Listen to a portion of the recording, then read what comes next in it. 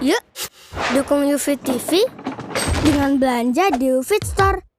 www.ufitstore.com.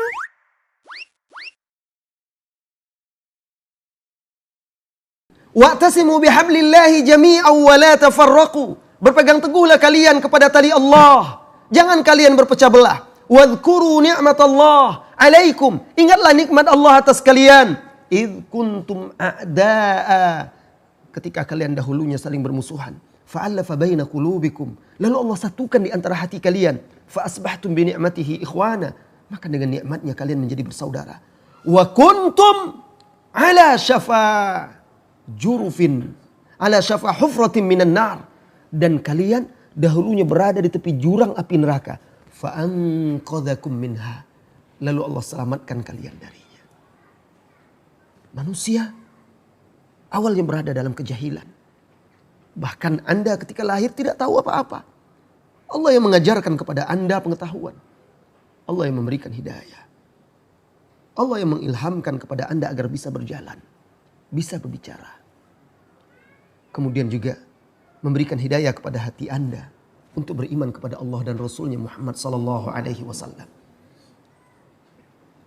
Pembicaraan kita malam hari ini tentang keteladanan salafus saleh, generasi-generasi terdahulu. Bagaimana mereka mencintai Rasulullah sallallahu alaihi wasallam. Jika kita ingin tahu bagaimana sejatinya cinta kepada beliau, baca sejarah, pelajari kehidupan orang-orang yang telah mendahului kita. Bahkan makhluk-makhluk di masa itu. Pohon, batu, gunung, hewan. Bagaimana mereka mencintai Rasulullah sallallahu alaihi wasallam. Agar kita tahu betapa kerdilnya diri kita. Kita belum menunaikan dengan sebenarnya hak Nabi kita yang mulia. Mencintainya. Melebihi diri kita. Melebihi harta benda. Anak, istri, dan keluarga kita. Dahulu wahai saudara-saudariku kaum muslimin dan muslimat. Bukan hanya manusia yang mencintai Rasulullah sallallahu alaihi wasallam. Pepohonan pun, gunung, batu-batu, hewan-hewan rindu dan mencintainya. Kita akan berikan contoh beberapa di antaranya. Sebelum kita berikan contoh cinta dari kalangan manusia kepada beliau.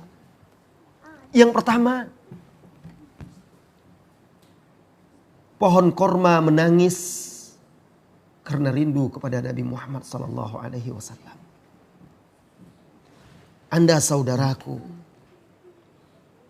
kalau belum pernah meneteskan air mata karena rindu kepada Nabi Muhammad sallallahu alaihi wasallam, Anda belum merasakan indahnya cinta kepada beliau. Anda barangkali telah menangis karena rindu kepada anak Anda yang berpisah jauh. Anda barangkali menangis karena berpisah dengan orang tua yang meninggalkan dunia fana. Anda barangkali menangis karena istri Anda. Rindu kepadanya karena suami Anda. Atau orang-orang dekat Anda. Tanyakan diri kita. Pernahkah kita satu kali saja menangis karena berharap, rindu untuk bersua dengan Rasulullah sallallahu alaihi wasallam? Dengarkan ini wahai saudaraku, saudariku. Dengarkan dengan hati sebelum mendengarkan dengan telinga. Jabir bin Abdullah radhiyallahu anhu menuturkan dalam hadis yang diriwayatkan oleh al-Imam al-Bukhari, "Kana al-masjidu masqufan ala juzu'in min nakhlin." Dulu masjid beliau itu tiang-tiang atapnya itu dari batang korma. Fakana Nabi sallallahu alaihi wasallam idza khataba yaqumu ila jiz'in minha. Dan dulu awalnya Rasulullah sallallahu alaihi wasallam ketika khutbah berdiri dan memegang atau bersandar kepada salah satu batang korma yang menjadi tiang-tiang atap Masjid Nabawi itu. Salah satunya di bagian depan. Falamma suni'a lahul mimbar. Kemudian ketika manusia semakin banyak, kaum muslimin semakin banyak. Sahabat membuatkan mimbar untuk Rasulullah sallallahu alaihi wasallam. Dibuatkanlah mimbar. Maka sejak itu Rasulullah sallallahu alaihi wasallam meninggalkan batang korma itu. Lalu beliau khutbah di atas mimbarnya, berdiri di tangga yang kedua, dan kalau duduk di tangga yang ketiganya. Ketika beliau sallallahu alaihi wasallam meninggalkan batang korma tersebut, apa kata sahabat Jabir? Fasami'na lidzalikal jaz' sautan ka sautil isyar atau asyar.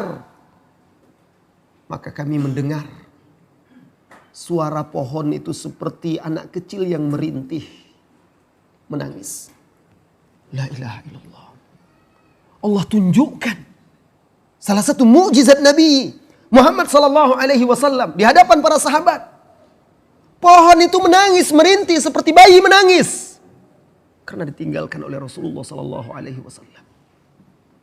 Hatta jaa an-nabiy sallallahu alaihi wasallam fawadha'a yadahu 'alaiha fasakanat. Turun Rasulullah sallallahu alaihi wasallam dari mimbar. Diletakkannya tangannya di batang pohon korma itu. Maka tenang dan diamlah korma itu. Allahu Akbar. Al-Hasan Al-Basri apabila membawakan hadis ini, beliau berkata kepada manusia, ini pohon korma menangis karena rindu kepada orang yang paling mulia ini, Habibun al-Mustafa sallallahu alaihi wasallam. Maka kita manusia lebih patut lagi untuk menangis karena rindu kepadanya.